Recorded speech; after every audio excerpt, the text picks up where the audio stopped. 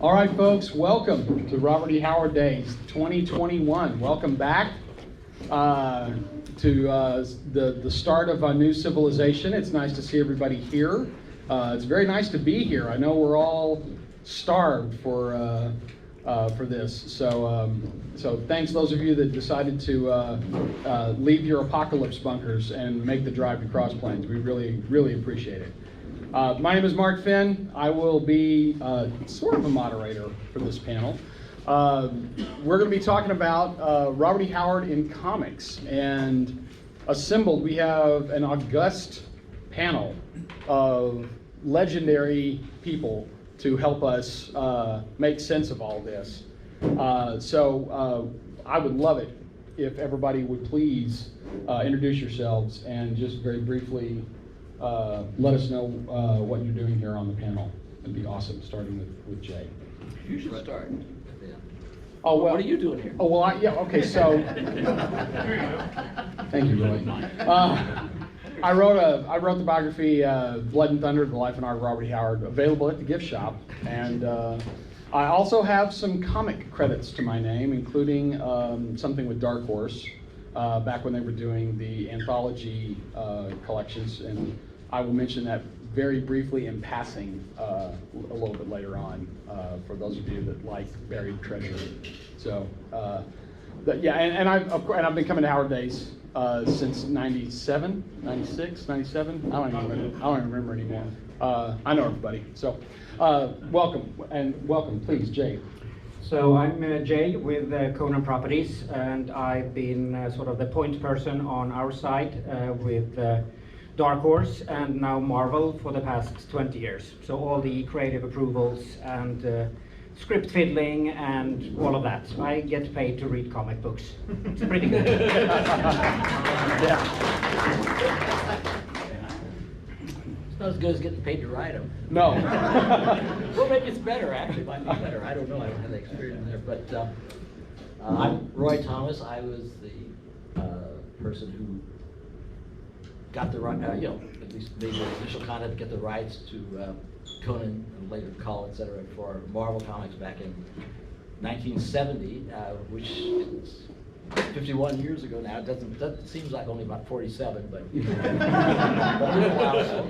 And I've written a couple of Conan comics recently. And supposedly someday they'll let me, if I pass the test, they'll let me write another one. Big hand for our guest of honor.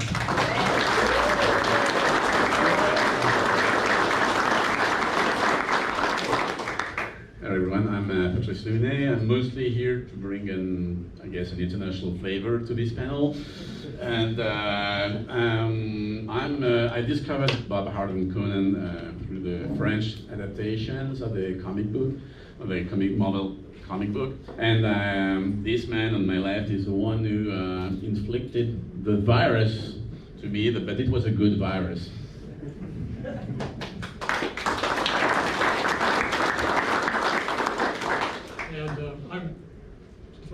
I'm Fred Blosser. I started writing about Robert E. Howard more years ago than I like to remember now. But thanks to the kindness of the gentleman second to my left here, I also had a fairly robust career in writing about Howard and Conan for Marvel Comics for a few years, and have since, thanks to other folks like Patrice and Rusty and Mark and Paul and others too numerous to mention, have continued my interest and have written a few more books about our favorite author. Yeah.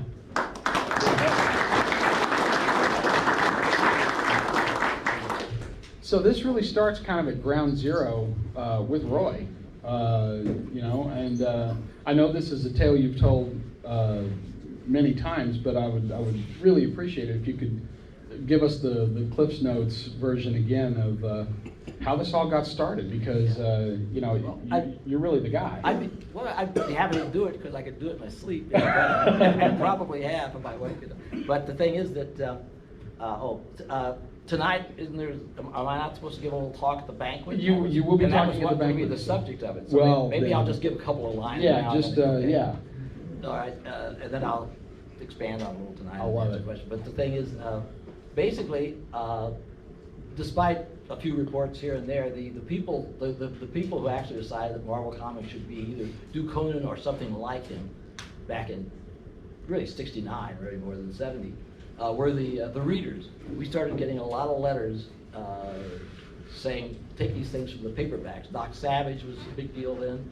Lord of the Rings was another one, and another was Edgar Rice Burroughs and stuff, Tarzan, etc., which of course you could just go into DC so that we could get that. And Lord of the Rings people didn't want to talk to comic book people at that time, and Doc Savage we did get to do sooner.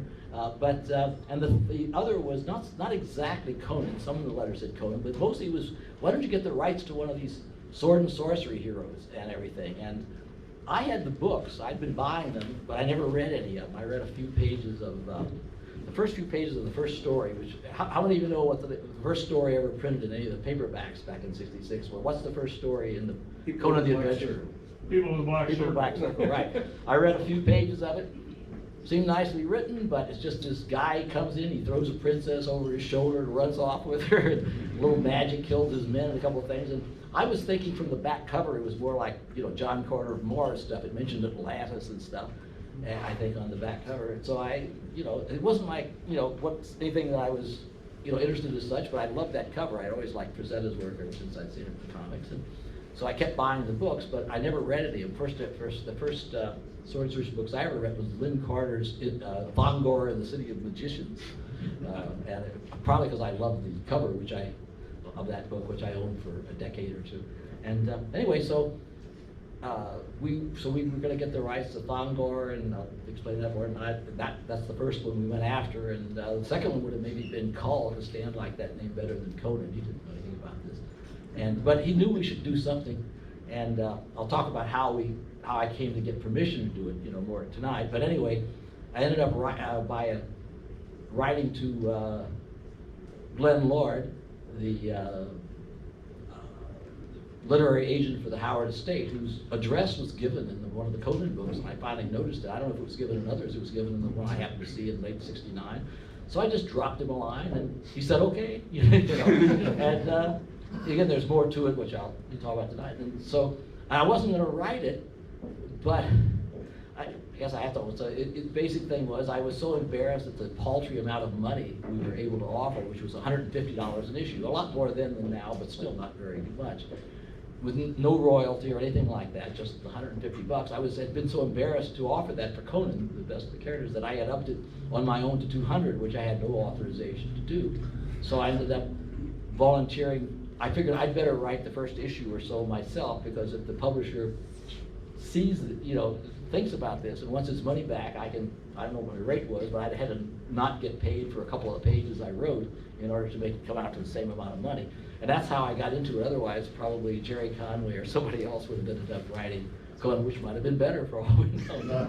But anyway, that's basically enough for now, and I'll add a couple of details later. But that's how we came into it, and everything went, from there. But it was really the readers who Stan used to refer to them as the real editors of Marvel Comics. Well, he's lying about that, but they did make a lot of these suggestions, and we've been crazy not to listen to them. And my other great luck was that Stan knew nothing about sword and sorcery. He didn't know. He'd heard of Doc Savage. He used to read pulp magazines. He knew about Burroughs. He'd read Burroughs. And Lord of the Rings, he knew the kind of thing, but he had no idea what sword and sorcery was. He never read a story of sword and sorcery in his life.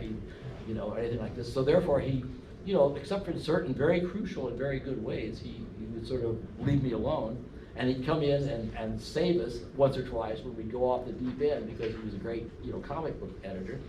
And so with the combination of the thing, he sort of lucked into eventually having this enormous hit, one of the most popular books Marvel was publishing by the middle '70s. Anyway, that's it. I'm kind of curious, show of hands, who here can say that one of the Conan comics or Savage Sword, one of the magazines, was your introduction to Conan and Robert E. Howard?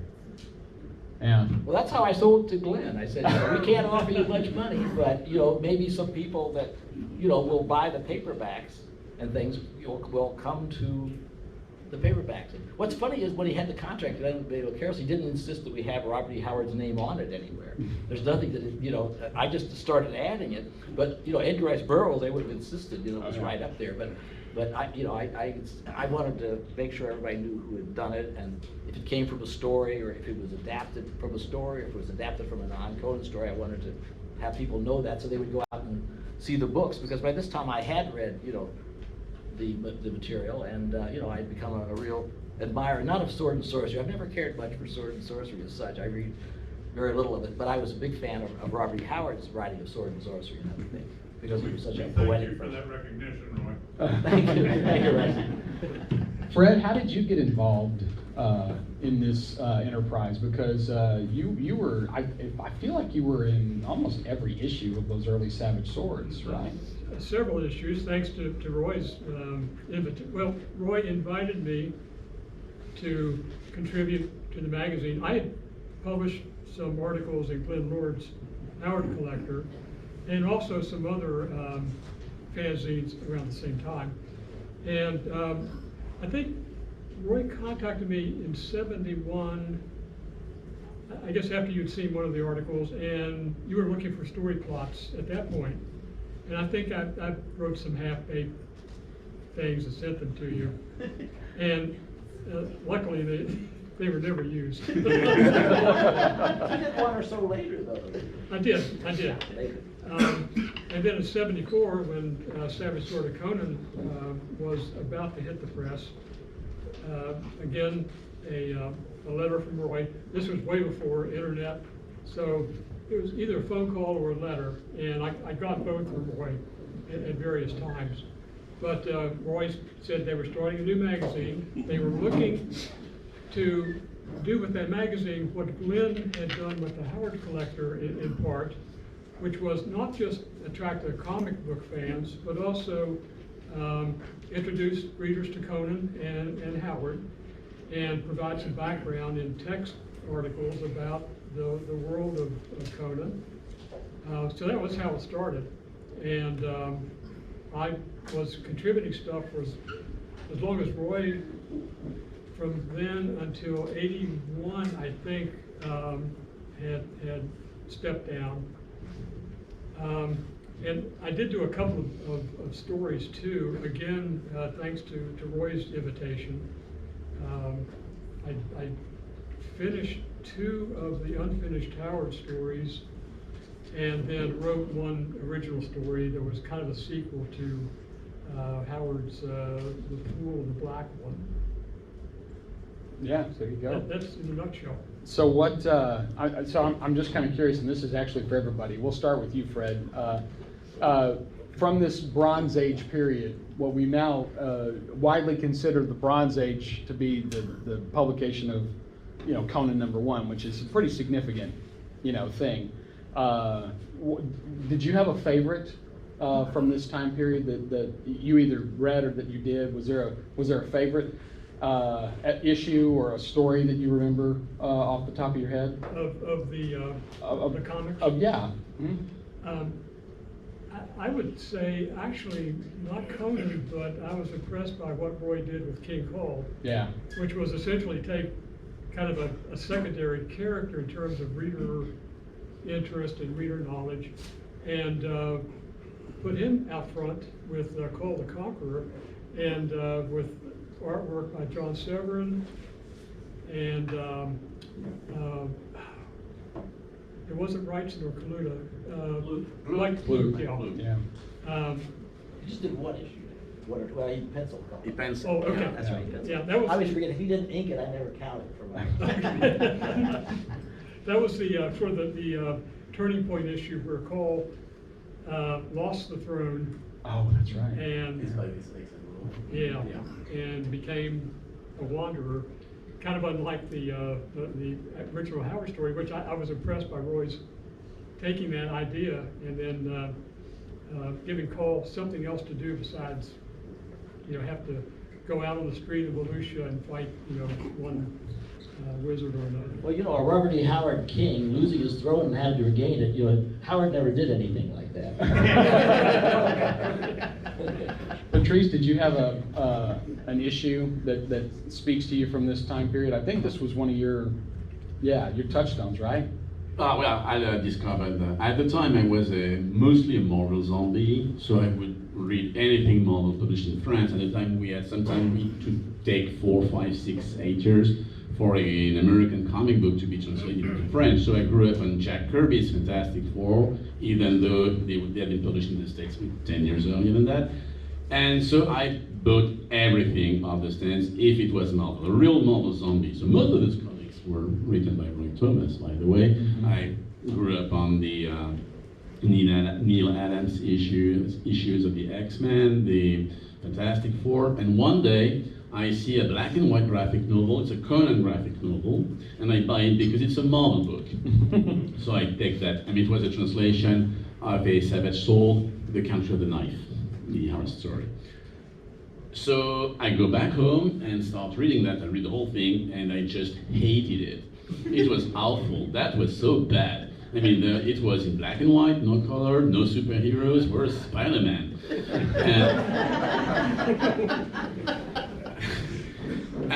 And the next one, the next album came out maybe 2 or 3 months later. And so remember, I hated that album, that graphic novel. And being a Marvel zombie, I bought it and read it. And this time I loved it.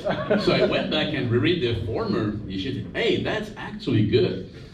And on the first page of both of those graphic novels, there was this. Both were written by Roy, and it was based on the character created by Robert Howard, and that was my introduction, my real introduction to Howard. And so that led me to discover a few years down the road, the actual books, and I bought them because I had read the Conan graphic novel, Conan magazine. It was the French version of Savage Soul. And so I started reading Conan comic books and of course the original stories, and we all know where I ended up. Yes. Yeah, I blame you, Roy. I'll take the blame for that, considering how much I like your books. Yeah. Thank you. I didn't answer your question, and if I had to choose to pick one of my favorites of Roy's run, and except for the Howard stories, it would be the whole story that's run between Conan 19 and 27, the Macalette thing. I just love the storyline. Yeah. I loved it. I mean, the Shadow of the Vulture was in that, and there was more to it before and after. I just loved it. I still love it to this day, and I love the Barry Smith artwork in there. Issues inked by Dan Atkins and those inked by Smith himself. It's just beautiful, and the story flows marvelously. Yeah. Roy, did you? I know it's like picking That your wasn't my favorite favorite child. storyline I ever, made up. I mean, other things I was adapting other novels for 3 or 4 issues, but this was. I mean, I found ways to get Howard into it. Yeah. Like The Shadow of the Vulture was a story that had to do with the Siege of Vienna in the 1500s or something actually, which we dragged in, and the rest of them were kind of new stories mostly. One was based on another Howard story that wasn't even a Conan story, but because I had this idea, luckily DeCamp and before him Miller and Clark had done the spade work by outlining Conan's life and whether Robert E. Howard really accepted it or if he was just humoring him or whatever, but they had actually sort of put it together in chronological order, and that gave it a pattern that I knew where I was going, Yeah. and therefore I could have a lot of fun, going that way, just as if I had started doing Tarzan or some other character, and I sort of knew where it was headed, and then I would sort of fill in the thing between. But I want to stress the fact that obviously we're starting this festival with a panel on Conan comics. I'm very honored to be the guest of honor here a second time, but I just mentioned that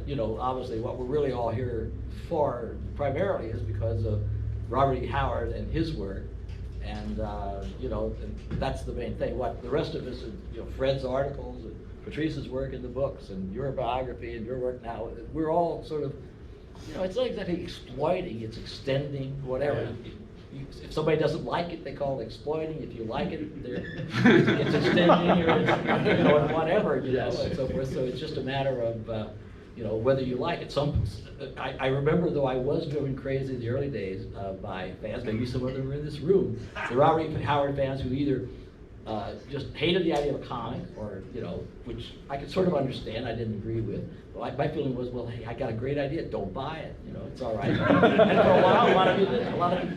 And, you know, but it didn't hurt anything, just like not liking the Tarzan movies because you didn't think Johnny Weissmuller was the right Tarzan or something. If you didn't like it, you just read the books and ignored them, and they you know, and comics might, you know, go away, or they, you know, just like if you didn't like the movies, you know, and so that didn't have anything to do with Robert E. Howard either. And you know, so I became, but I was primarily a Robert E. Howard fan. I've almost never, unless I had to for some other reason, I've never read a Robert E. Howard, a Conan or related comic book in my life that I didn't have to. I have no interest at all in reading Conan comics. I like writing them, and I'll reread those sometime, and I'll do research in them. But other than that, as soon as I stopped, for the 10 years I didn't write Conan, I never read, I never even bought, you know, because I had to buy them off stands, a Conan comic book. When I became the writer again, I went back and I bought the 10 years worth. Luckily, they weren't too expensive, you know, but I bought them all. Then I read a number of them and took a couple of things from them. But you know, and so you know, they're now running out of my material for the omnibus books and going into the others. And you know, am I going to pay $125, $50 for the others? Well, I'm not saying they're not worth it, but you know, if I do it, it better be a hell of a discount because I'm never going to read them. I'm going to stick them on a shelf and be, you know, happy. If somebody else likes them better than my stuff, I certainly think there are a lot of good work done. It's just, you know, my own particular interest. You know, Sure. I'm a Conan comics writer, but I'm not a Conan comics reader. But you know, my main interest was I just loved working with Robert E. Howard's work once I got started, and it became some way to just, you know, differentiate myself a little from being, you know, Stan Lee #2 or whatever it was, you know. Yeah. Anyway. Jay, was there anything from this time period that speaks to you? I mean, there were so many great artists and runs on these things. Did anything like hit you in the head when you first saw it and go, wow? Well, I have a secret to disclose first. I'm a little young for the Bronze Age. Yes. We didn't have the comics at all in Sweden, so it's only these past 20-ish years that I've really sort of got hold of them and could read them.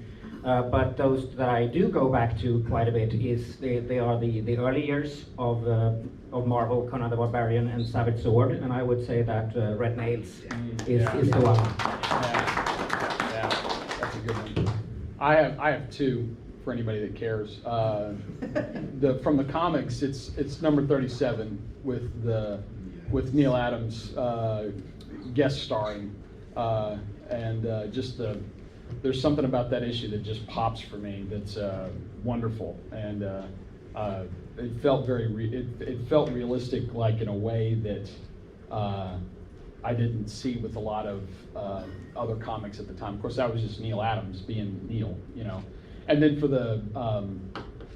for early Savage Sword, it was Black Colossus. That feels like there's some of the stuff in Black Colossus feels like the background plates to King Kong. You know, it's just the gorgeous, the way that he inked it, and is just beautiful. There's a separation there that feels three-dimensional, like you can just fall into the tomb, you know. Yeah, that's good stuff. You know about the thing with Neil, we probably read this somewhere, that it was originally not supposed to be a color story at all. I'd forgotten this for years until I started reading about it, but we started it to be a black and white story. It was to be, well, several things happened. It was to be longer, for one thing, you know, and you could tell it gets a little crowded once they get to that city and so forth. The other thing is, it started out to be an L. Sprague de Camp, Lynn Carter adaptation, because, you know, they did their own version of that story. What is it called? It has a similar title. It's the story that introduces, it's the one that introduces that character, Juma the Black. Yeah. You know, and it's the only one that used him until he did the novel. City of Skulls. City of Skulls. Yeah, I guess that was. Yeah, right. I forgot. We thought we had a deal lined up with DeCamp and Carter and Nyberg. Turned out we had two of the three, but DeCamp, the main one, at the last minute, he'd given us permission, so Neil and I started it, and the first bunch of pages of that story, not the 3-page introduction, but the first 5 or 6 pages up through about where the rhinoceros, quote, unicorn, comes in, is that's all based on DeCamp. It's straight DeCamp. The dialogue as I wrote it later wasn't, but the story was, was just Neil, reading the story, and we talked about it a little bit and so forth. And then what happened is DeCamp decided he wasn't quite happy with the contract or whatever it was. Lynn Carter was, and so I was able to adapt his stories, and Bjorn Narborg was, but not DeCamp. And there was no time to negotiate with him, and it wasn't my job anyway, so I just said, okay, then, but we did somehow, as a compromise, I give him the credit, he gave us permission to use Juma in it, otherwise we would have changed it to another, black guy and called it, Ahmad, which is Juma backward or something like that, just for Venus. But he gave us permission to use Juma, which was nice of him. I don't remember if any money changed hands, but probably not. He probably felt a little guilty. But anyway, so we had to make up a new story. It's a similar story, but it's different. For one thing, the girl doesn't end up pregnant by Conan at the end, so we thought, but we had, and then because of, I realized it really needed to go in this particular spot of Conan's life, and rather than have to jump over to the black and white, at the somewhere late in the thing, I talked Neil into making a shorter story, which is probably better. Otherwise, we'd probably still be waiting for it to be finished. But anyway, so he did this wonderful job of it. He drew this obscene snail. I won't talk any more about that, but we knew what he was doing. And we said if the Comics Code approves it, it's okay with us. They didn't know anything. So we had, and then I wanted a different introduction, so I went back and took from the Howard Collector, with Glenn Lars's permission, the story that the one with the Rotath character it's a little Curse of the Golden Skull. Curse of the Golden Skull, which similarly enough is this very similar title almost. I mean, that's why I thought of it. And I thought, well, if we need a new villain, we'll use this and we'll take this guy Rotath. All you ever do is see him dying and cursing Kull. Kull's not even in it. And I thought, well, that'll make a nice little connection. So we did this 3-page introduction, which takes it away from being an Elspray DeCamp story, because by the time they get to it, they've got a whole different orientation. So it became and what's the other weird thing about it is, there are all strange things about this, it became one of the best-selling issues of all time, not because of Neil's wonderful artwork, which it was, but because there was some kind of paper strike. This is like 1973, 4, right in there, and there was and evidently everything at that time that went on sale stayed on sale longer because they stopped printing a lot of comics. The second best-selling Conan the period was that one that, was it right after or before? The one that John Buscema did, the Werewoman story, based on the House of Arrowroot thing. But anyway, the next issue, that was the second best-selling. It's all because they stayed on sale instead of a month. They stayed on sale 2 or 3 months, and they sold an extra several percent. At DC, they actually had something that until Paul Levitz told me about it, they thought was some sort of phenomenon. They had a thing called the Sandman phenomenon. That's when they had that issue with Jack Kirby did his first superhero Sandman in the red and yellow costume, and it came out as a one-shot. Well, there wasn't even a next issue of that one, so it stayed on sale for several months, and everything. And it sold just phenomenally. So they came out with this whole series of it. It sold just awful. And he says, we don't understand. We had the Sandman phenomenon. I said, the Sandman phenomenon was the paper strike. I said, I love that character. But I said, the phenomenon was the paper strike. He says, yeah, you're probably right. That's probably why it sold. So otherwise, we would think that we were, we should pay Neil Adams a lot of money to draw every issue, which, we couldn't really do anyway. But it was really one of the best issues. I think that Neil was. He was such a pain in the ass, but he is he's still alive. So am I. But he's just a phenomenal artist. Sometimes he's almost worth the trouble. So, obviously, I think the book was a hit right away, right? I mean, for one issue. Well, but you followed up Conan with Savage Sword, and then very quickly I feel like there was this glut of other sword and sorcery things that sort of hit, trying to grab some of the reflected glory. And then you also even did, or I'm assuming that it was you, some non-Conan Howard adaptations in some of the horror books, Horror from the Mound. I did most of them, not quite all. I think I had Gardner Fox write Horror from the Mound. That was right, yeah. But I did most of them. I could have written them all, yeah. Yeah. So was that just a case of, hey, they like this, let's do it again? Well, Stan Lee had wanted to start some more horror mystery type comics because DC's House of Mystery and these things were selling well. But I don't think by that time we didn't really have the orientation for the non-character things. We were into the characters, and so I don't think we ever really settled on that the way that Joe Orlando and his people honed in on those DC books. Yeah. But one of the things I did the second time around with those books is I got permission from Stan to do adaptations. And so, we got, it was confusing about Lovecraft, but we did some Lovecraft and we did some Howard, with Glenn Lard's permission and so forth. And I'd get people like Frank Brunner and Gil Kane and some really good people to do them. And we did some of the Cthulhu Mythos stories, and we did, a couple of Harlan Ellison stories, including that, including that one TikTok Man story, which Alex Nino did this wonderful job on that. Harlan just hated, and I told him he was nuts, and well, we had to agree to disagree on that one. But anyway, but those books didn't sell particularly well, so eventually they all just kind of went away. But I just felt like, well, if they liked Conan and so forth, maybe they'll want to see these stories too. So I figured, why not?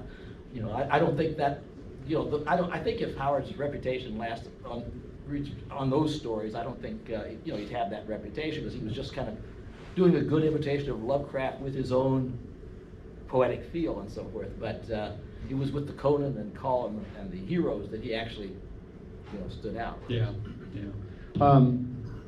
So, and of course, other people mentioned Call. Call was another wonderful. I think in some ways still an underappreciated book because of the Severin's work on it. I just think those things shine like diamonds. And later, when John Bolton got involved, boy howdy, those just come alive. Which kind of leads us into sort of the 80s, which is there's more publishers and the market kind of opens up, and of course Marvel was still doing Conan and Savage Sword in the 80s, and they even expanded into the Marvel graphic novel line, which where they did some original Conan graphic novels, including an adaptation of Conan the Destroyer. And that was that after your tenure? Because I think that was. Yeah, I quit in late '80. Yeah. So stuff was still coming out into the early '81, and a few, because they delayed a few of my Savage Swords for about 6 months and didn't, for some reason, and so stuff was still coming out through '81. But basically the '80s, or at least the first 6 or 7 years of it, I was at DC Comics and not doing any work at all, for Marvel. So that was, other people and so forth, and it was still selling. It as far as I could tell, the book had really risen to a crest in the late '70s. Was selling really well, and it sold well through the first 1 or 2 movies. So we're talking '82, '83, and somehow after that, it just seemed to sink like a stone. I came back in about when I finally started writing. It was about '90, and so forth. But we could never really. It lasted another few years in various forms, but we never really managed to get it. Of course, I had my own feeling. I wasn't allowed to. I tried to tell them once. They said, "Well, what's happening?" Well, one thing is, at the time that I was doing this, I was hiring the artists. I was deciding who drew it. I worked with some good people, but I just felt like I wasn't able to choose the artist that I felt should do the book. Yeah. And I had to get approval for everything I did. I'm not, as I can tell you, coming from properties, I'm not real big at seeking approval. I like Conan because it was my baby, and I could do what I wanted to, and except when Stan came in on a couple little things, and he was quite often right about that. And but I just wanted to go my own way, and I just felt like I wasn't allowed to when I came back. Yeah. We still did okay, and we lasted a number of years and so forth. And I think if if they had let me handle it the way I wanted to, it could have done even better. As such, you had Savage Sword lasted 235 issues. Not many black and white books lasted. Not even Creepy and Eerie and those things lasted that long. Yeah. And Conan lasted, what was it? That was 275 or something like that. Before they canceled that. They could have actually continued. I think what they just didn't want to go on paying the rights. At that time, they also were dropping Star Wars, and they would just want to concentrate their own things. Later, I think very quickly, they regretted it. especially when Dark Horse took it over and made at least a modest hit out of it. Yeah. And they you know, and so now they have Star Wars back, and they got Conan back, and thank God they do, because they were reprinting them and paying me for them. Probably, I think my favorite high point from the 1980s, not just the graphic novels, but Eclipse did a graphic novel adaptation of Pigeons from Hell by Scott Hampton. And that thing is really an anomaly in terms of what it, I don't think Eclipse had the rights to any of the other Howard properties. I think that was just like the one thing that did. And I seem to remember, and I have no problem with being corrected on this, that it was Hampton's passion project. He was the one that really wanted to do it.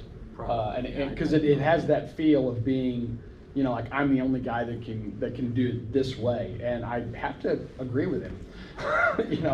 That's a really faithful adaptation of that particular story, which is already, kind of legendary for the thriller episode and all that. Do any of you guys have any memories of the I know, we'll get there, brother, we'll get there. You're so young, you're so pretty. I actually have a little small sidetrack about yes. Marvel dropping Conan back in the day. Do it. If I remember correctly from the boxes and boxes of archives we have, Marvel actually had such a good deal with the Conan properties of the day. It was a ridiculously low one-time flat fee for every single comic. Wow. I'm a great that, negotiator. yeah, that is just unheard of, and so they were not smart dropping Conan. Wow. Because they don't have as good a deal now, they couldn't possibly, because, as they did then. Oh, yeah. Yeah, right. Uh, Serves them right. Fred, Patrice, do you guys remember anything from the 80s that stand out for you that was significant? Well, mostly what you said. I just love the Pigeons from Hell adaptations, and I do love the Curl stories, everything John Bolton did on those stories, except the comic book line, because of the ugly coloring. It was awful. But the stuff that came out in Bizarre Adventure, yes. I forget, Demon what's the name?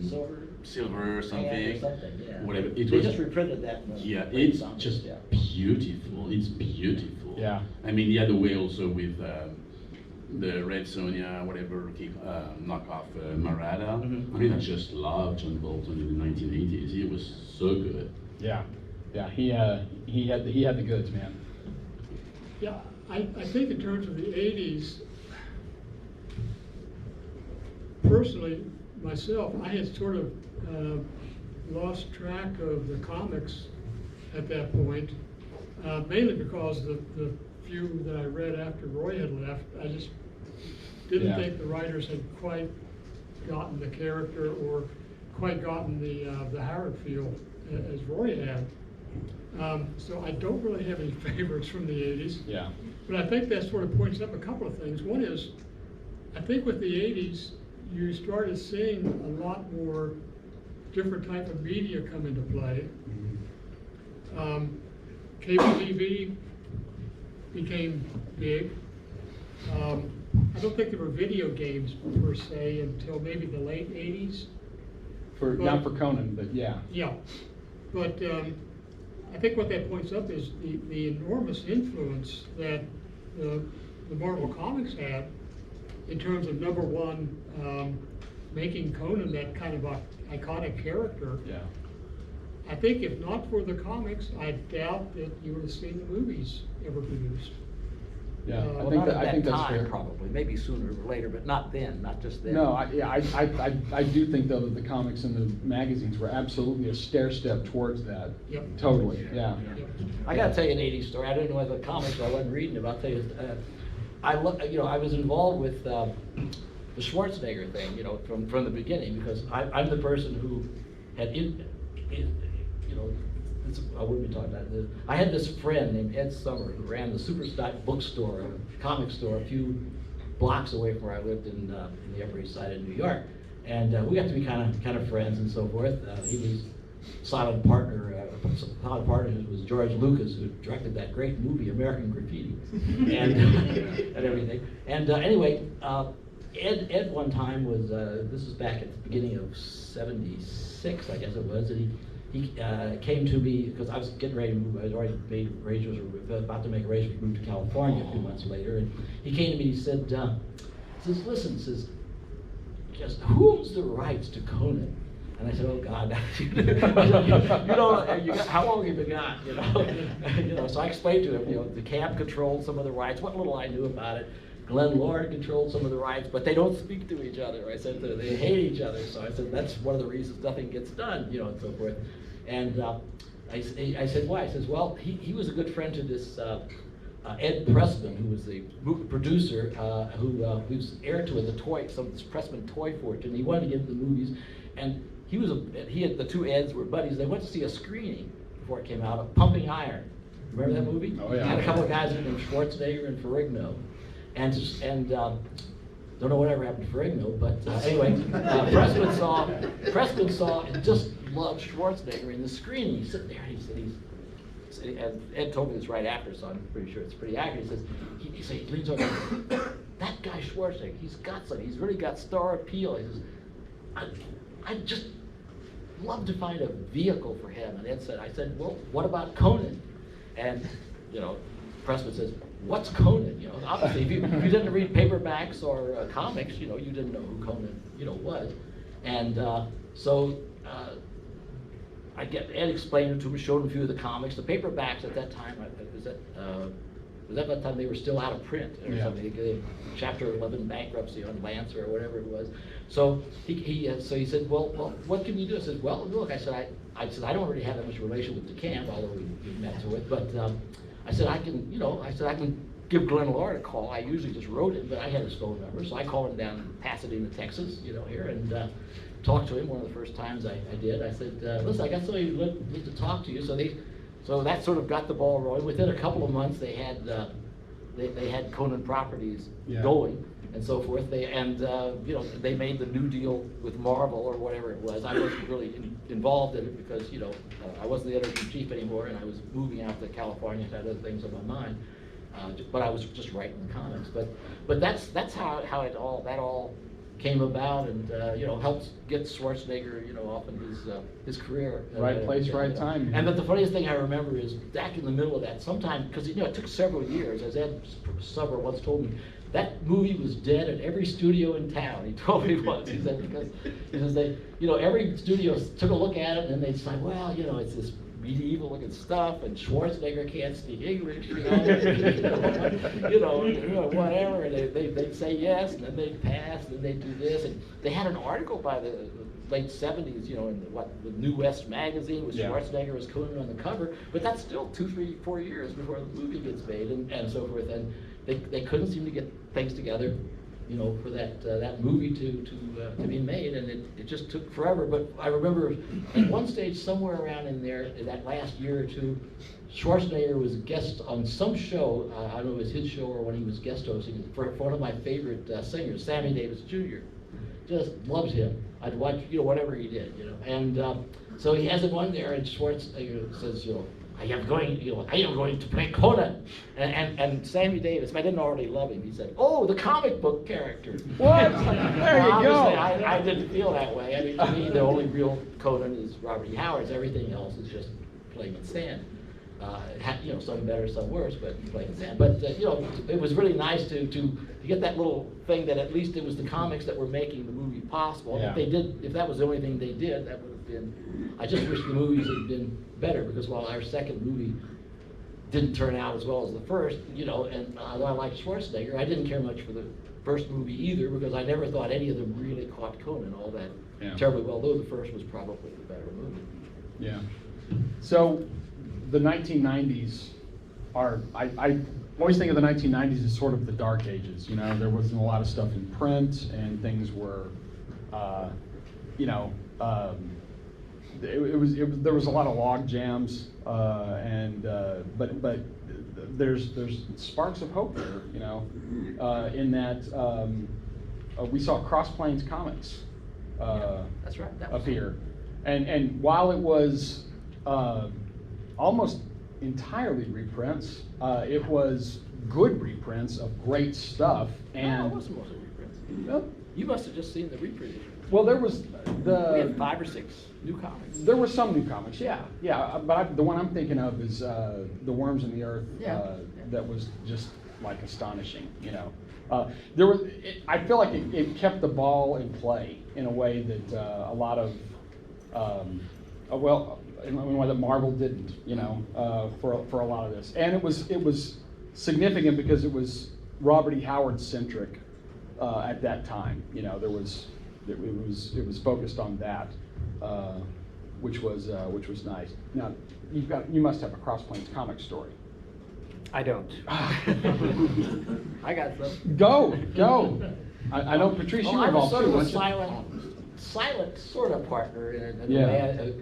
Raphael Kayanen, who was involved before I was also, but the real person who had the brain child before and got Raphael and later me involved was Richard Ashford, who had been the Conan editor for a while, and we'd gotten along pretty well. So he came to me with the idea that that I would be the writer. I said I would do it as long as I had right of first refusal on writing anything. I wasn't there to become one of several, Howard writers. I didn't need it. I wasn't going to do it, but and so we got that kind of thing going. And it won some award. It was the best new company or something, but they just couldn't get the distribution at that time. Things were kind of falling apart. But I'm really pleased. It's the only time I ever got to work with Richard Carbon. Admittedly, it was adapting Spear and Fang, one of the first and lesser of Howard's works, but still beautiful stuff. And I got to work with several other good people, and I got to do the thing that I'd wanted to do for years, which was to turn Wolf's Head into a potentially continuing character, along with an adaptation that had been sitting around for several years, and several other things. And we did one issue of a Red Sonja comic, although again, it wasn't really what I wanted it to be because it was somebody else's idea of what Red Sonja should be. But it's a real shame that company didn't continue. I really would have enjoyed, doing more stuff for Cross Plains Comics, and I love the name even that Richard came up with it, Cross Plains Comics. I just thought that was a perfect name for it. It was very cool. Very cool. Jay, what do you have? Yeah, so I just remember that about 2 years ago, we were just sort of cold called out of the blue, or an email, can't remember, of a very, very nice older lady, and she said that she had tons of our stuff. And we had absolutely no idea what she meant, but she explained that she was the wife of the, I guess the previous owner or editor of Cross Plains Comics. And Marvel had, and this is where I remembered it, you said the reprints, they sent tons of pallets of original print film material. They just ripped it out from their archive, sent it to Cross Plains, and they had been forgotten for 20, 25, 30 years or something. And she said yeah, there's a warehouse somewhere in New Jersey. We have no idea where. We called the warehouse. He said, yeah, it's something, I don't know where. But I called up Marvel, sort of the archival department there, and I could hear champagne and woohoos in the background as they go through their registry and see, yeah, we're missing tons of stuff here, and it's somewhere in a New Jersey warehouse. And it took about sort of half a year to get everything in order. They What went was there? It's lots of it's sort of Worms and Cull and some Conan, Red Sonja, a lot of stuff that I don't think was ever reprinted, but they had just shipped a lot of. Well, because they original. didn't really have the right to reprint most of that stuff. Yeah. There was stuff there that I was surprised to see there. Wow. And it shouldn't have been sent to them, probably. Yeah, and that Marvel really sent the originals. If you send the original print film. The original Worms of the Earth by Barry and I don't know if Tim that was the original, Yeah. but there was a lot of original. And it was, unfortunately, some of it was damaged, but they could rescue quite a bit of it. Wow. So are we going to see any of that come back out now that they've got it? We'll see. I mean, if they don't have print originals, they can go from whatever stats. I don't know all the technical wording for all that, but yeah, I mean, they are more or less reprinting everything they have. That they have in any shape or form. Okay. All right. Yes. I have a question, just Roy, I remember when I mentioned to you that the DC's Shadow came back from cancellation when Frank Robbins sales figures came in, and it really jumped over what Howard had been selling with Mike Saluda. And you mentioned that the same thing happened when Romita replaced Ditko and Spider-Man, and when John Buscema replaced Barry Smith on Conan. Yeah. So you just, when you're talking Well, about how it took off it doesn't originally. mean that material is this working? Yeah, anyway, it doesn't mean, of course, it's not a question of quality, because that's always kind of subjective anyway, but it is true that, yeah, it's kind of funny about Robbins, because I mean, I like Frank Robbins, but his stuff at Marvel, like the Invaders and the various things, it never sold that well, but it sold better than Kaluga's stuff. I guess it was more commercial. Well, it had much more of the Jack Kirby action and leaping Yeah, it did figures. have that, and yeah. But in terms of the stuff at Marvel, you know, it's not Conan's always been on, but it is true that when Ditko left, of course, Spider-Man was Marvel's, you know, #2 selling comic, maybe with a bullet, you could say, or whatever. I don't know, maybe it would have passed up Fantastic Four eventually anyway. Within 2 or 3 months of Romita drawing it, it had. And before that, when Romita took over Daredevil from the great Wally Wood after a few issues, the book had been selling well. It became Marvel's best-selling percentage-wise comic for several months. Romita just had the golden touch. He was clear, and he still had the same kind of dynamics Kirby had, but he was clear and pretty in a way that Ditko and Kirby were. And I think people, you know, that's both good and bad, but I think people reacted to that. And it's true that again, Barry Smith's comic, and also the Gil Kane issues in the middle there, had been growing in sales. It started off very well, first issue, and the next 7 in a row, every one sold several percentage points less than the one before, through issue number 7, which was an adaptation of yeah, we call it The Lurker Within, but it was the man-head snake story, God in the Bowl. God in the Bowl. And everyone through that, and that's when Stan, one of the 2 or 3 times he saved us, because he said, you know, the sales are just going, you know, they've been going down, we liked it, that's why they put it in Savage Tales, everyone says, but I'm looking at this thing, you got all these damn animals on the cover. It's okay, you know, the winged people, the first ones, but then you got, you know, but you got 8 men, they're at least like men, but then you got a tiger, and it's turning into a girl at that, you know, and you got a spider, a big spider, and you got a snake with a man's head, you know, and so forth, and you had a bat, a giant bat. That was one of my favorite issues, number 6 was the bat, the first good original story that I did. And he says, you know, I want to put some human-looking things on the cover, and it was good because the next cover was the next issue we were about to do. Barry and I had done. There were 2 different possible cover scenes in it. It was the one based on the synopsis that he had ever turned into a story that the camp had, you know, and Nestor. yeah, with the Nestor character, yeah. And anyway, we just took the plot and turned it into a different story because we didn't have the rights to the camp story. And there was a guardian creature of this lost city that Barry drew as a giant Gila monster, just really wonderful, every scale. And the other thing were 3 big skeletal warriors. You know, they were like skeletons in armor kind of thing. And, you know, we might have gone either way for the cover otherwise, but with Stan's little suggestion, you know, that it'd be human, we made it the 3 skeletal warriors. Well, that was the first issue that the sales climbed up several months. Now, the next issue probably would have anyway, because that was the Garden of Fear. Yeah. And we'd had to drive the guy with the wings, and that went up some more. After that time, for the next, 20, 30 years, until near the end, Conan was never in danger of cancellation, but it came very close. At one time, we were going to have to bring Thor into it. We were all set to do a story. Stan said, I want you to bring Thor in. We were going to try to do Thor, make him look older with a more furry thing and so forth, but we had to. Now, I don't know what we could have done after that. We could have brought Spider-Man in. But we were all set to do it, and that's about the time the sales figures probably came in on number 8 or so, and Stan kind of left us alone for the next 20 years. So I could have seen Spider-Man in one of my Conan comics. Yeah. Yes, you would have been happy. I've been yes. looking for him. Yeah. Then you wouldn't have hated it anymore.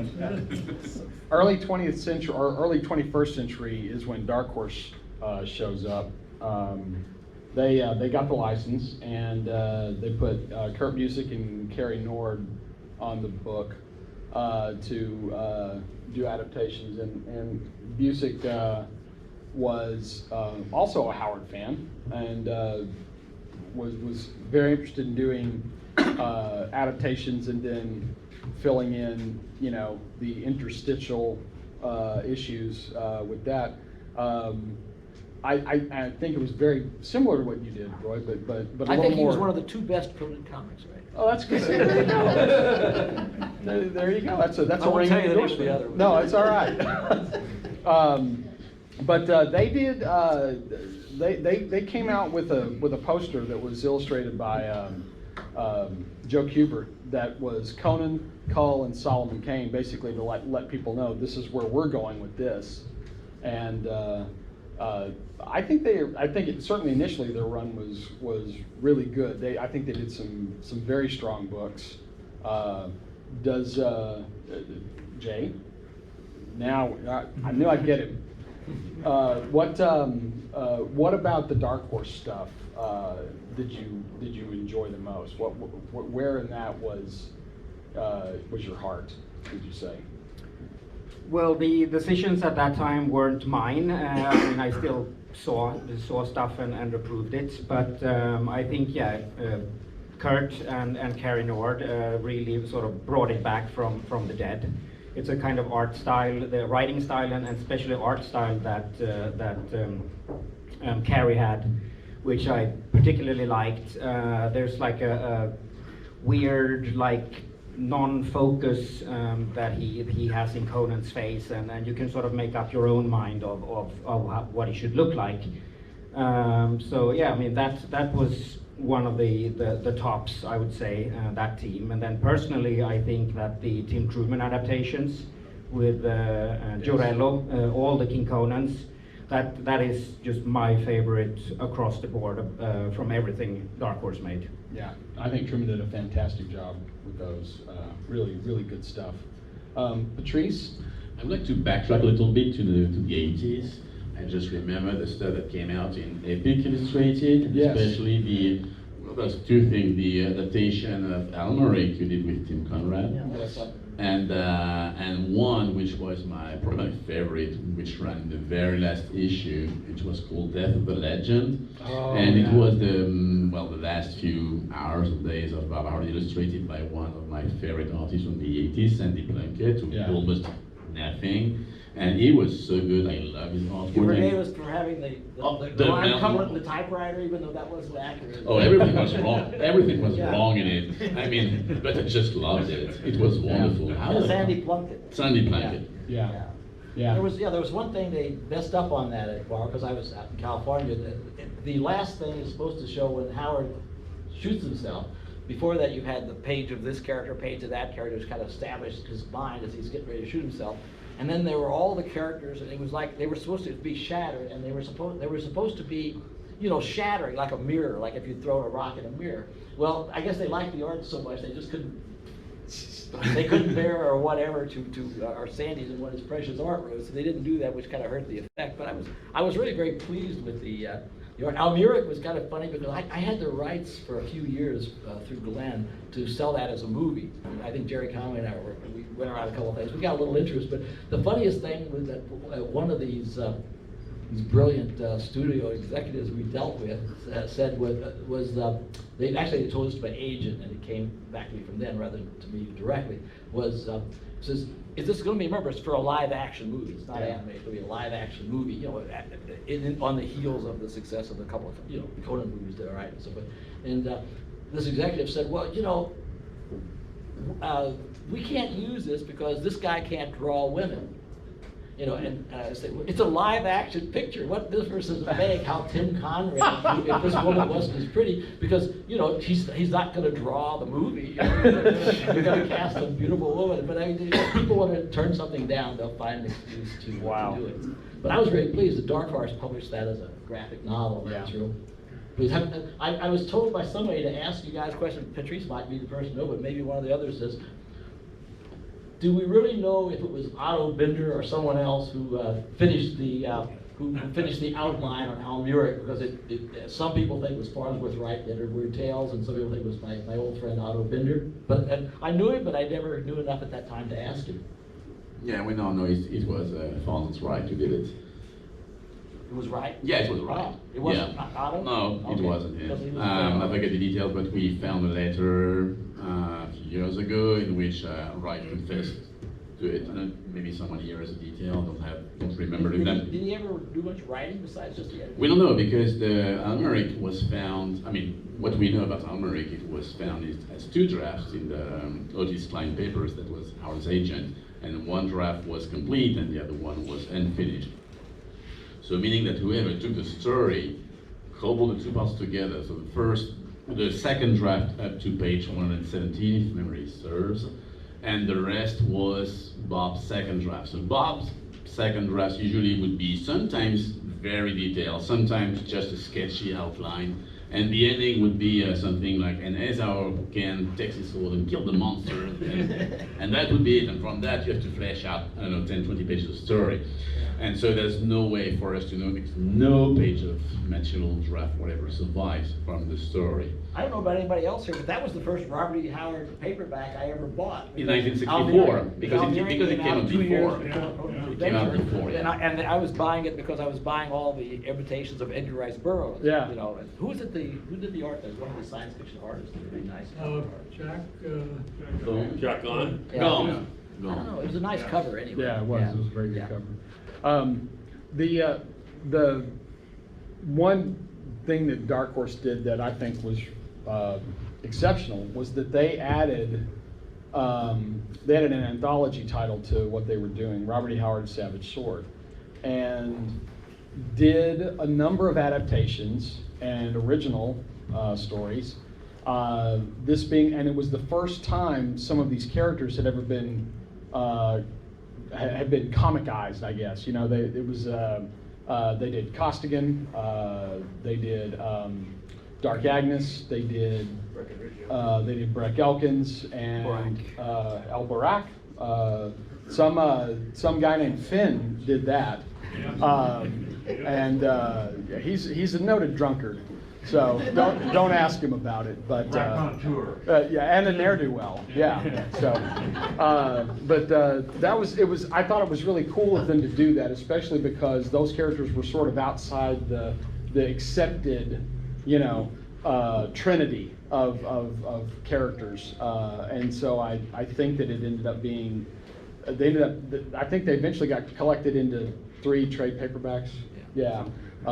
They're worth checking out. It's a lot of fun. It's Well, that was going to be Savage Tales, right? yeah, they were going to do call it yeah, Savage that's Tales, right. but Dynamite scooped them on it. Yes, Scooped that's right. is a polite word. Yeah, it's very polite. Yes. And we did have to fight quite a bit tooth and nail to get that anthology out, because those sort of, I wouldn't say minor, but lesser known characters, I mean, they won't sell as well. Yeah. But we kind of twisted Dark Horse's arm and said, hey, you have Conan, Cal Kane, we want to see the other characters in an anthology. It works well, you can try them out, 8 pages. And they threw in always like a 3-part Conan or a 3-part Cal, so they overlapped. Yeah. So you were forced to buy Right. issue after issue. But at some point, it just didn't make sense, but we did what we could. Thank you for your strong arm. That's about the only Robert E. Howard work I ever turned down was for Savage. No way. Yeah, because I said I would write. There were 1 or 2 characters I wouldn't mind writing, and so maybe Dark Agnes would have been one, and the detective, the occult detective. right, Steve Harrison, that would have yes. been fun to take that and do new stories. I says I will write any, and they suggested I write something. I said I'll write any of them as long as no one else does. I said, if you give me that character and I'll do those 2 or 3 stories, I'll add to them, or I'll do those 2 or 3 dark Agnes. But if somebody else, if I have to be competing with somebody else to write this one, and then I see someone made somebody else, I'm going to lose interest. So I just never heard from them again. They never heard from me again. That was the end of it. There you go. So after Dark Horse sort of runs its course, Marvel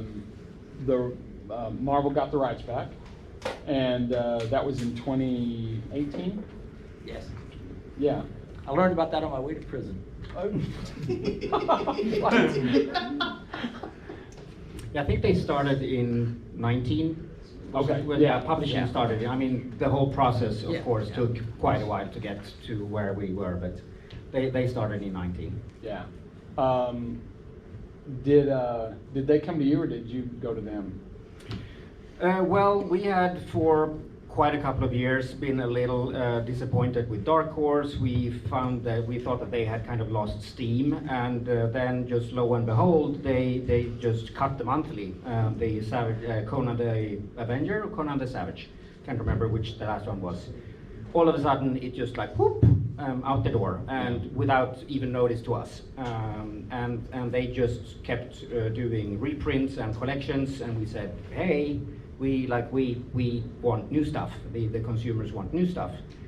And their license was expiring anyway, a year and a half after that. So it was just natural that we said, hey, we're gonna go out to everyone, including Dark Horse. So it's like wide open. So we went to Dark Horse, to Dynamite, to IDW, and we were kind of like, well, Marvel is like, seriously, are we even gonna try it? That's like a cow jumping over the moon.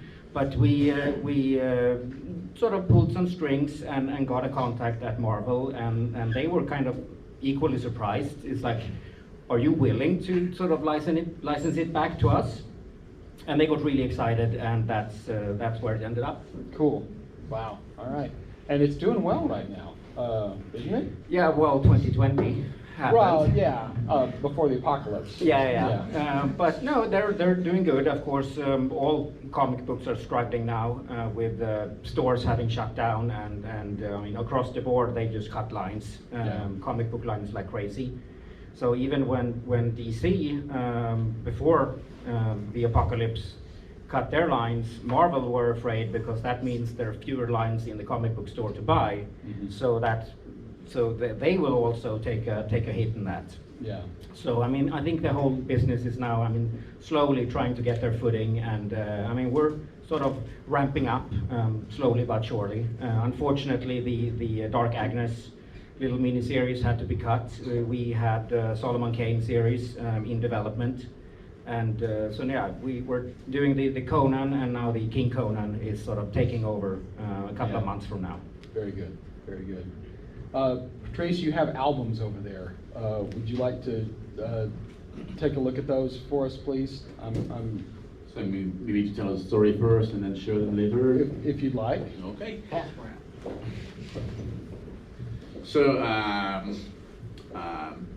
in late 2000, French writer named Jean-David Morvan had the idea to adapt the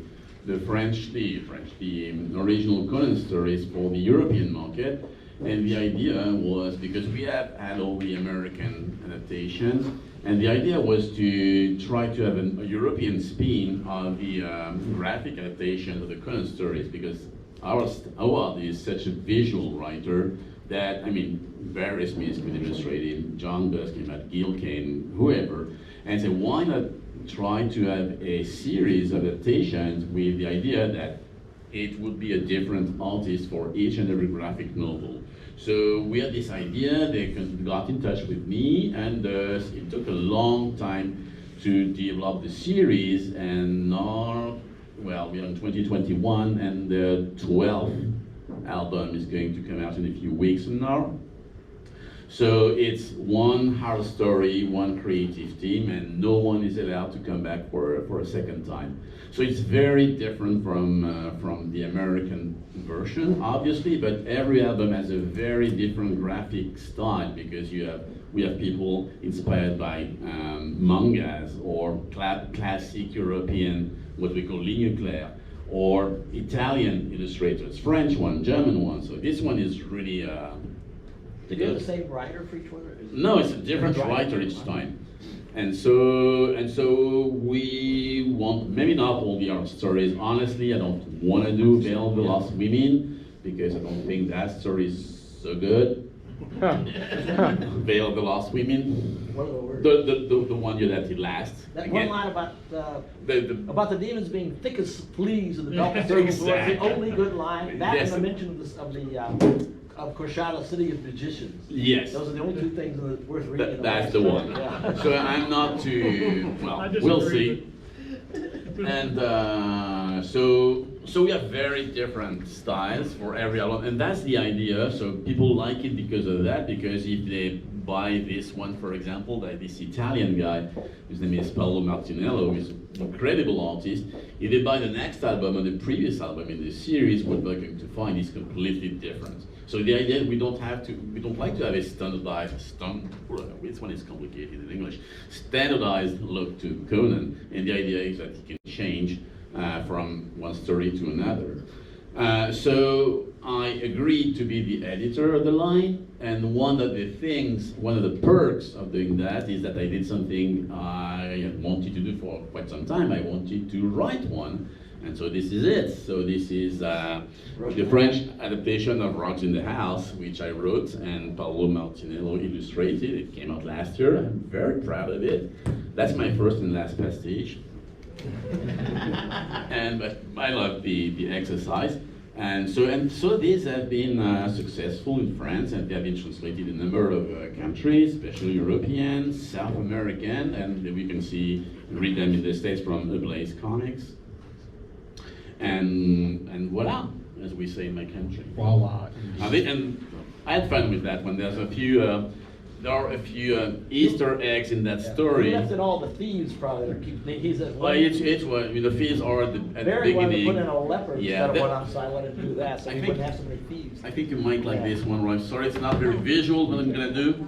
So at this point, we have Conan in a tavern, the Rat's Tavern, and he gets to see this girl who wants to entertain him. Yeah, And her name is Sonia. Sonia. She's redhead. That's funny. Hey, wait a second. That's oh no, I got it. I caught up. That's a weird story because it has Conan comes in as a thief, and then and then while he's in there, another bunch of thieves come Yeah, in. I mean, get killed, the plot makes no and sense it, really. It was so much so. Barry said, "You got all these people coming in here." No- And no he said, one- what if we just had what if a guy had a pet leopard and the gorilla fights a pet leopard instead of two or three more thieves? I said, "Sounds good to us." So he drew this. He drew it as a spotted leopard, and we colored it black because, of course, that's what a panther really is, just a spotted leopard with a lot of spots. And and it just turned out just a beautiful, beautiful job. And it happened to be at a time when we had, for 1 month, we had a long story. So we got a 30-something page version of it. It worked out very well. Yes, It's interesting, it'd be interesting. And that's the only piece of Frazetta art I have, is the original watercolor sketch he did about Oh, this thing yeah. for With his Patrick oil Gorilla? painting. Yeah, that's the Oh, only that's Frazetta beautiful. thing I still have, yeah. We are we're running over. So what I want to do, and I'm sorry that we didn't get to questions, but we're all going to be here throughout the weekend, and you're encouraged to come up and bother us. Preferably if you bring an adult beverage with you. That's kind of important. Fred, would you mind telling us about the books you've been working on at Pulp Hero? And on your own label, and let them know that what's available. Yeah, and there again, it was due to Roy's suggestion that a publisher named Bob McLean contacted me about 4 years ago, and Bob had a pretty big publishing business, publishing books about Disney World and theme parks, and Bob was a fan of Pulp Fiction. He wanted to start up a new line of books to highlight Pulp stories and Robert E. Howard. And Roy and I had talked off and on for a long time about doing a book of articles republished from Savage Sword, and there were a lot of good guys who were writing those articles too. Robert Maple, who was a historian actually, I believe. Charles Saunders did. Jim Neal, who was a Jim Neal, yes. Lynn Carter. And Lynn. Glenn? And Glenn, yeah. Yeah. At that point, I think Bob wanted to get off the ground fairly quickly, so I suggested, well, instead of doing the legwork to track down rights and everything for the existing articles, what if I just took my old articles, rewrote them, got beyond the copyright issues, if there are any with Marvel. And so we brought out Savage Scrolls. Since then, again, thanks to Bob, I've done a few more books for Paul Hero Press. And then I've done 3 or 4 just on Kindle as ebooks in the past year or so. If you go on Amazon, do a Google on my name under the Kindle label, you'll find those.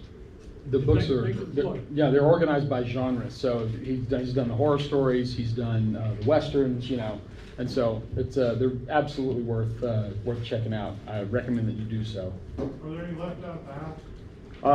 I don't know if there's a few. There were some left at the gift shop. I'm not sure if they're still there, but I know sales have been brisk. So Yeah, I saw one copy of Silken Swords. That was my book last year about the female. if you hurry, you can get it.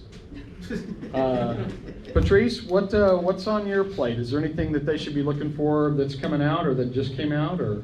I haven't been working that much in the past few months, so I took a long needed rest after completing my PhD dissertation. Congratulations. And but I'm writing on 3 books at the moment, all Howard related, and it will take time before those are done. So one is the French, the English translation of my PhD Very dissertation. So that's quite a lot of work. Patrice has introductions and comments on stories in the Del Rey issues, as well as Howard Foundation Press titles. So if any of you have those here that you were hoping to get signed, Patrice would be happy to do that. Again, bring an adult beverage with you. Roy? There's nobody who's ever written anything better on Howard that I know of than Patrice, actually. Even though I've never met him before, you know, he doesn't owe me anything. but the Fred Blosser thing is kind of interesting because Bob McLean came to me, you know, as the Conan guy, and asked me about it, and about did I want to write a couple of things. And 2 things happened as a result of that. One is I said, well, I don't do that kind of article. We don't know about the rights, the old one. But I said, so I sent it to Fred, because I said, Fred's written these things, and, you know, maybe he could, you know, do some more for you, or if we couldn't get the rights to the others, you know. And that became a nice little industry for Fred. It's great. Those are nice books. And the other thing was that he said, well, can you write about maybe the history of writing Conan, you know? And so I said, well, no. I said, because I said, I've done this already. I said, I haven't got the time and energy to write it again, you know, for 100 and something issues, just the 70s stuff, to say nothing of the 70 or 80 I did in the 90s. But so I said, but I said, I'll tell you what. I said, I wrote a bunch of things for a Spanish publisher back in the 90s, Planeta Forum, you know, and so forth. And every month they publish through the first 100 issues. And every month I'd have to write a page for them. But of course I wrote it in English. I think I faxed it over or whatever. Naturally, forthright as I am, I quite often threw away the original. I got it back in Spanish, which I can't, you know, really read, although, you know, a few words here and there. And so I did keep a few of them, I found. So what happens is that I said, well, I've got the books, but I said, and I found, my wife made me look through some drawers, and I found I had a number of them, but I didn't have nearly all of them. So I found my friend who's a former professor of Spanish literature and studies at the University of South Carolina, Pat Mason, who's I think here somewhere. She's coming today. She's husband, and got her to translate the articles back. So she's now translating. It's not my prose. She's translating the Spanish translation of me. So, you know, but it came out pretty good because she knew me, so she sort of make it, you know, sort of sound like me. The third one, I know the other 2 have been on sale for a while. The third one that got delayed a little bit because he wanted me to write about those last 15 issues after number 100, so I had to actually sit down and write something new, you know. And so I said, okay, I'd like to make it complete, so I'll write these, you know, and these and so forth. And that's just come out in the last couple of weeks. I don't even have a copy of it yet. Yeah, it's myself. the title is. It's what's Barbarian Scrolls is the name that is. This is volume 3, and I guarantee it's the last volume. Barbarian Life. Yeah. Oh, Barbarian Life. Well, Yeah. I was thinking Scrolls. There's 3 volumes of them. Barbarian Life with illustrations by Benito Gallejo, who's a very John Buscema inspired artist who I worked with on a Tarzan strip, and so, you know, that's kind of nice. And I think he was going to send some copies to the house.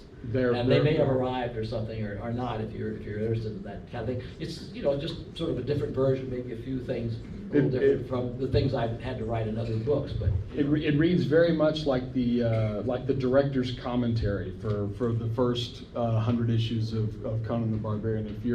If that's your jam, you're gonna love them. They're Yeah, they should have us fantastic. do this, you know, it's like taking the movie. In this case, somebody could read in the comic, and I'll be standing behind them. There you go.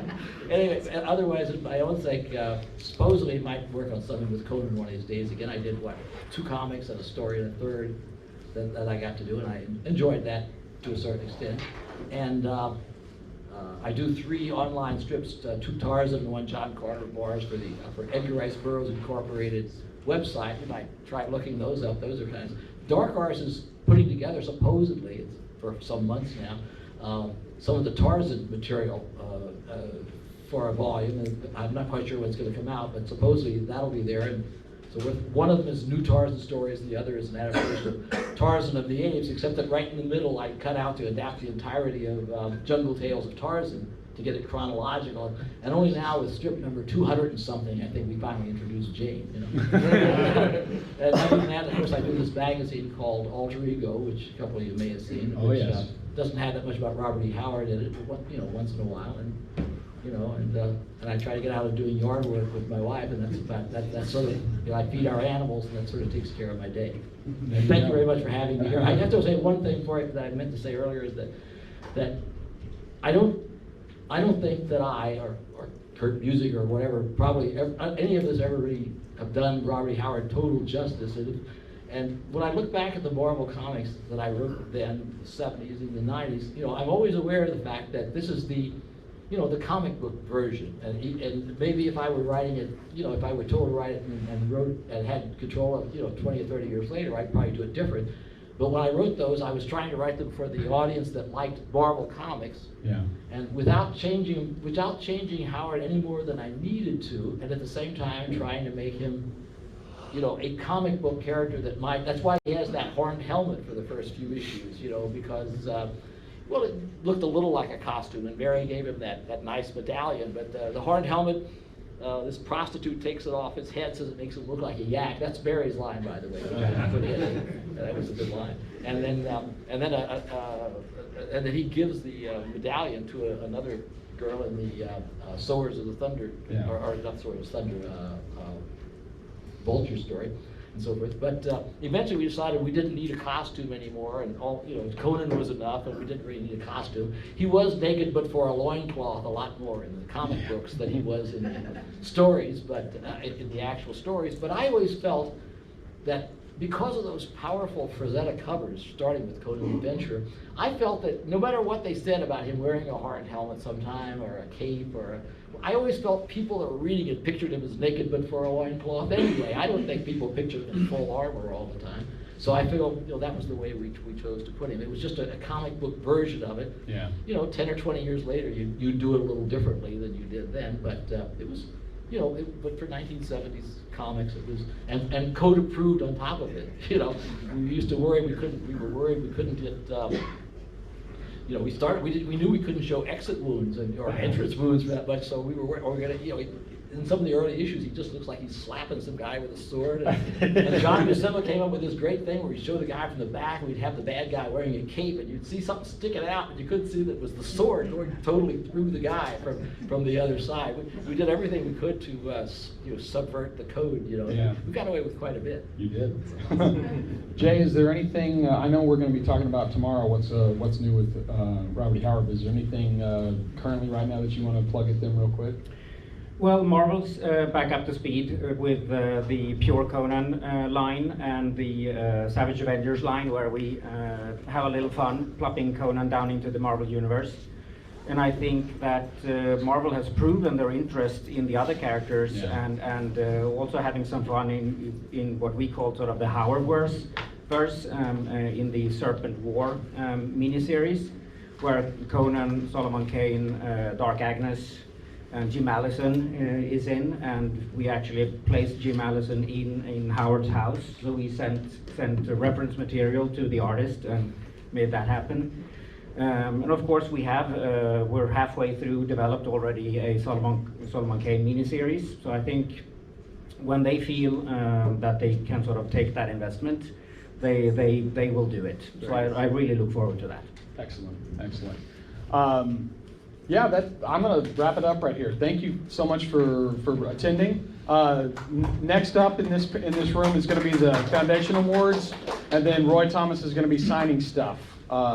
You don't need to bring him an adult beverage, but I do want you to be nice to him. That's in since the he's guest pavilion, of honor. isn't it? Or What's that? you're signing in the pavilion? I think the signing is No, here. we're doing everything here because it's too damn hot. Yes. Okay, but- Yeah, there you go. So thank you so much for being here. Enjoy the rest of our day.